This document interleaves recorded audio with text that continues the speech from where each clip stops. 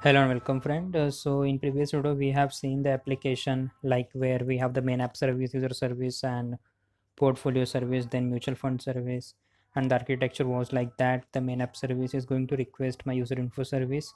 Main app service will have the user ID which is given by the investment dashboard, which we are going to see in next video. But like currently we are having the main app service which is requesting user info service with user ID, portfolio service with user ID, and portfolio service is taking that mutual fund invested ID, and basis on that ID it is fetching the mutual fund invested data and mutual fund data details which is currently present in the database, and we are getting these records.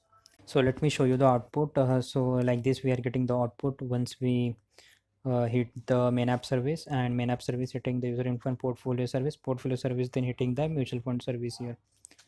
Now what we need to do, like what all the problems we have when we have developed the application, like we cannot manage all the service mapping in the application or properties. So we have the multiple service and we have put all these urls inside my main app service application dot properties of the main app service, and then we are getting that url using at value annotation, and using that annotation we are getting the url of that.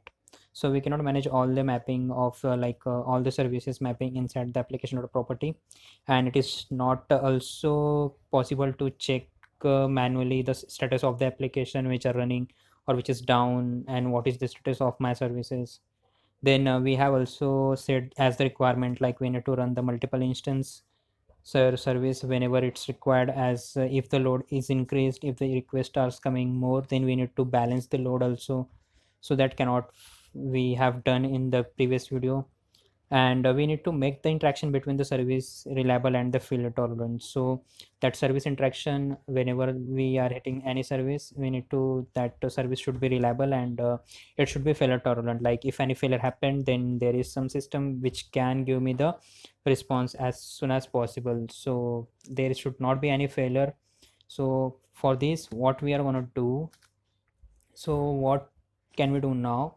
So we are going to use the microservice registration discovery with Spring Cloud and Netflix Eureka, that we are going to do in this entire series. How like to resolve that type of issue, we are going to use this Spring Cloud and Netflix Eureka. So first, before going further, we need to understand what is the Netflix OASS, Netflix Open Source System. So what is that one? Netflix open source system is the set of framework and libraries which is developed by the Netflix, and that resolves some problems in the distributed system. So what problem we have in a distributed system?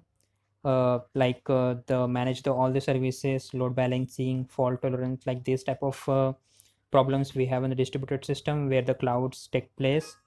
So that is resolved by the Netflix open source system, and Netflix, thanks to Netflix, so that we got this libraries as the open source, and Netflix decided to contribute to the broader open source community with these libraries and framework.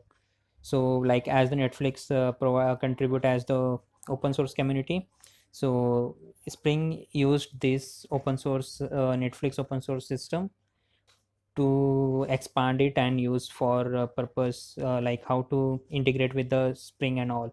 So if you're going to do any application in the Spring Cloud, then we can add this functionality in our application. So as you can say, like in the macro services also, it is not only we are going to communicate with each and everything, but we need to also do some operation between that, it should have the it should identify each other, and load balancing also happen, fault tolerance also happen, that also we need to check. Now come to the Spring Cloud Netflix. So what is Spring Cloud Netflix here? And in this to resolve this application problem, we are going to use the Spring Cloud Netflix library. So what is that one? So Spring Cloud Netflix provides the Netflix open source system integration for the Spring Boot app.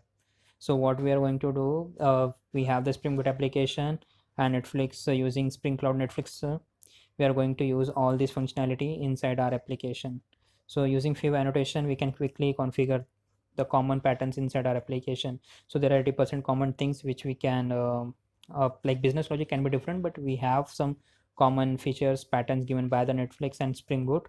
We can directly interact with them and we can directly check with that. So that pattern includes what they're going to provide us: service discovery, circuit breaker, intelligent routing, and client side load balancing. So we are going to see the Eureka here for the service discovery, and circuit breaker is the history, intelligent routing, and client side load balancing. So these all things we are going to see in this video.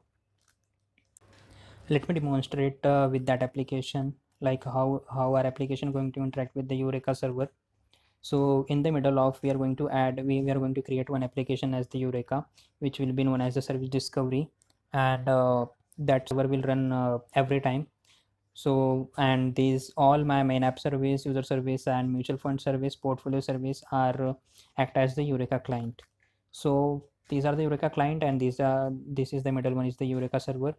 So whenever the application gets start, it will just register themselves with the service discovery server, which is the Eureka server, and they will have their service ID, and the details has been stored at the Eureka server only. So once the main app service wants any request and response, it will just hit the Eureka server and say, hey, I want this macro service details, do you have that one?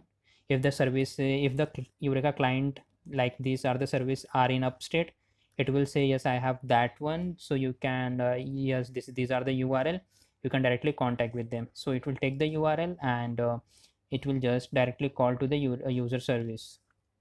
Same for the mutual fund service. Once the mutual fund service get up, the portfolio service get up, it will register with that one Eureka server, and like portfolio service say, hey, you have the mutual fund service registered with you?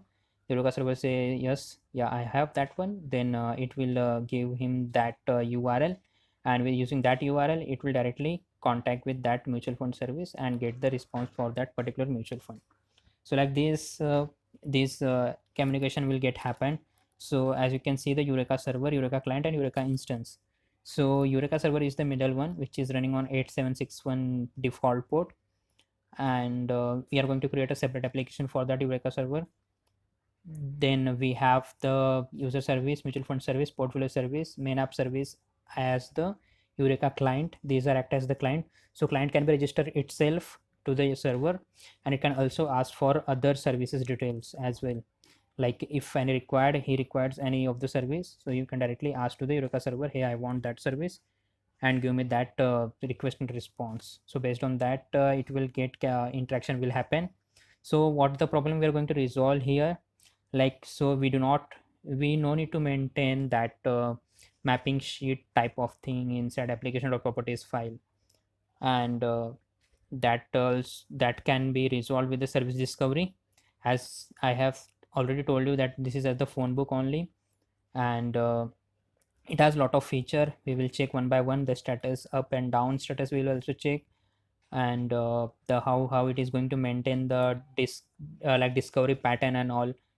So like this Eureka server is the middle one, and Eureka client is these are one, and the instance are like this. Once the service get registered, the it has the instance on the present on the server, so that is the Eureka instance, as it is as the Eureka client only. So Eureka client creates its own instance and register itself with the Eureka server only.